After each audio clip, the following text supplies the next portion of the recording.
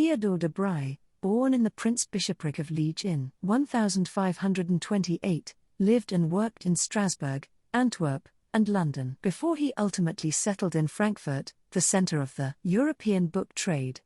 Trained as a goldsmith, he had successfully reinvented himself as a graphic artist in the 1570s and 1580s.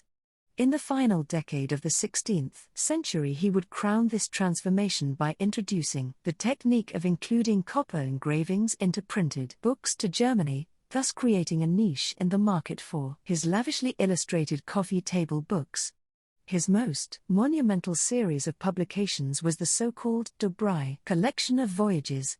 Initiated in 1590, it would run until 1634, and comprise 25 folio volumes of European travel accounts to America, Africa, and Asia. Theodore and his two sons translated these narratives into German and Latin, occasionally modifying the texts, and added illustrations if the original versions did not contain any images, or if they did not meet their high artistic standards.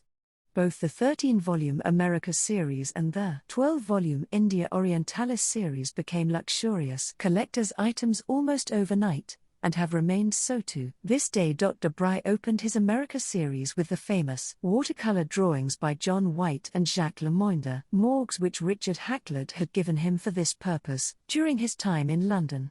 But when he had to find material on his own, he quickly turned to Columbus. De Bry devoted Volume 4 of the America series, published in 1594, to the account of the Milanese traveller Girolamo Benzani, who recounted the Genoese explorer's first voyage of 1492. One of the tailor-made engravings de Bry designed in his workshop in Frankfurt, predictably, captured the moment Columbus first set foot in the New World. Pictured below, the illustration is centered around the encounter between Columbus, backed by two other servants of the Spanish monarchy, and a group of Native Americans. The way de Bry depicted both groups emphasizes the contrast between the Europeans and the Indians. On one side, Columbus, immaculately dressed after a long oceanic crossing, is supported by two men who are heavily armed. It is clear that they are in control, both of the situation and of themselves. Their erect, confident poses are, metaphorically, still a world away from the unorderly manner in which the Amerindians of Hispaniola present themselves. They are naked, and appear to be unsure of what the encounter will bring. In an attempt to give the Spaniards what they desire, the Indians offer Columbus their precious metals, conveniently cast in traditional European shapes to ensure a good understanding. The background of the engraving substantiates that what de Bry is showing us here is essentially a shift in power, something of which European readers in the late 16th century were all too aware. Columbus' impressive ships, the Nina, the Pinta, and the Santa Maria, refer to both this prologue to the moment de Bry captured, and the fundamental inequalities of the intercultural relationship that lie ahead. While more Spaniards disembark to take possession of the island, the natives flee after apparently having first approached the ships.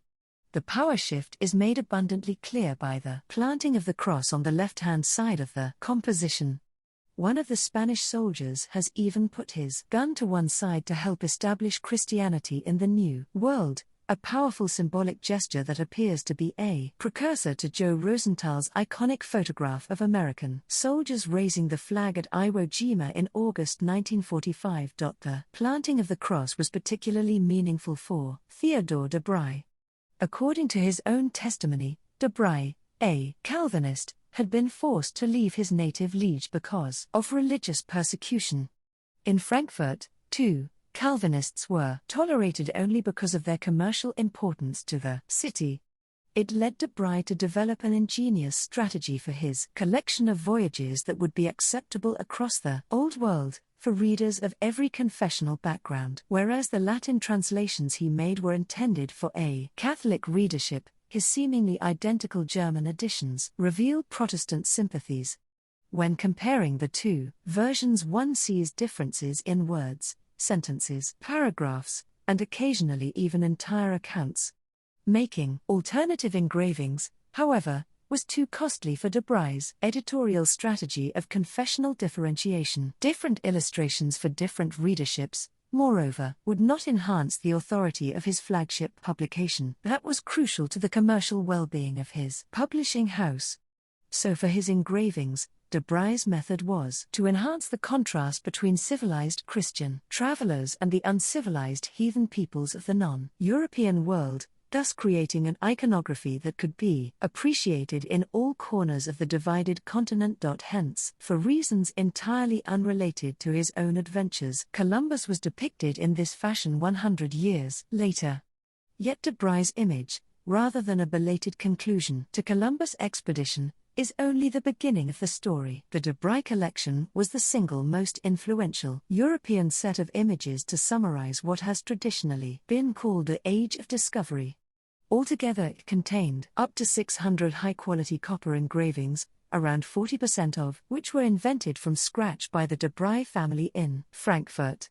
The combination of these beautiful designs, printed at the hub of early modern European book culture by a highly skillful engraver from the Low Countries, and the increasing importance of colonial affairs for the European balance of power throughout the 17th and 18th centuries, meant that the de Brye images, especially those of America for which there had been no previous iconographic tradition, were copied time and again. Copies and derivations appeared in various contexts with every conceivable newly attached meaning, and they still do today, mostly as book covers for studies on a myriad of different topics.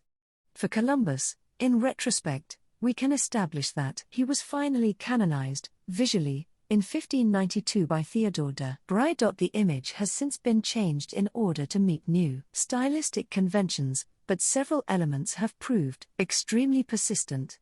In 1732, the Amsterdam-based Huguenot writer Bernard Picquart, for his book entitled Cérémonies et coutumes religieuses de tous les peuples du monde, created a very similar illustration of Columbus' landfall, which, if anything, only enhanced the contrast already insisted on by de Brye, pictured above. Picquart's Columbus, surrounded by a more reassuring number of troops this time, was once again in obvious command of the situation. His own men clearly venerated him for his achievements, perhaps indicating to the Native Americans the identity of their leader. The standard with the coat of arms of the Spanish monarchy is a new addition, possibly a step too far for a Protestant like Theodore de Brye in an age of widely shared anti-Spanish sentiment, but a convenient means for Picquart to emphasize the increasing importance of national sovereignty. Meanwhile, the offering of gold, an intrinsic aspect of the 16th century leyenda negra of Spanish greed, is gone. The Amerindians Columbus encounters here appear even more awe-struck than their indigenous predecessors in the de Brye engraving. The Indians in the foreground were probably given a darker complexion in order to put the encounter behind them in a fuller light, but the fact that skin color became a yardstick to measure civility in the 18th century could have been an additional incentive. Finally, and intriguingly, even though Picquart's agenda was one of religious toleration, the raising of the cross retained its place in the design. Towards the end of the 18th century, the Amsterdam draftsman Reinier Vinkeles was another artist to use the template Theodore de Brye had created almost 2 centuries earlier. In 1788, Vinkeles made an etching of Columbus' arrival in the New World that discarded Picquart's addition of additional Spaniards, and reinstated Columbus as the singular hero of the expedition, much like de Brye had done before him, pictured below. The sword still conveyed the reassuring message that the Europeans were in control, despite the turbulent developments in North America immediately prior to Vinkeles' composition. The perspective of Vinkeles' image is identical to that of de Brye, with ships in the distant background and sloops with additional colonists approaching the shore. Behind Columbus, the cross is planted in a way that faithfully resembles the de Brye composition, watched with curious interest by the Native Americans who display the similar mixture of fear and respect that characterized de Brye's naked Indians.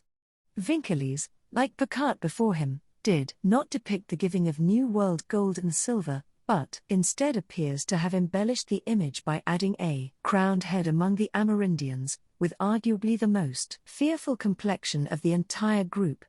Once again, although this time deliberately, the skin color of the Amerindians has been modified to underline the racial differences between both groups. The 19th and 20th centuries produced many more designs that were directly or indirectly derived from the Debray engraving, as anyone who does a Google search on Columbus and 1492 can establish. They are all different, but very few of them are new. All insist on the juxtapositions between technology and handicraft, civility and innocence, religion and ignorance, and, most importantly, power and dependence. Some of these modern representations of the arrival of the first European fleet in America are bound to make most 21st century viewers cringe, especially when we contemplate that some of them were, and still are, used in primary schools in the United States and elsewhere to celebrate the historic birth of a new, all too often implying better, world. Theodore Debray's design already harbors these uncomfortable notions of an irreversible shift in power. One could argue that it assisted in facilitating the demographic and humanitarian disaster that followed. That, of course, is something historians will never be able to ascertain. Perhaps, if nothing else, at least this wonderful engraving can help us to reflect on how detrimental the routine of simple ethnographic copying and pasting can be.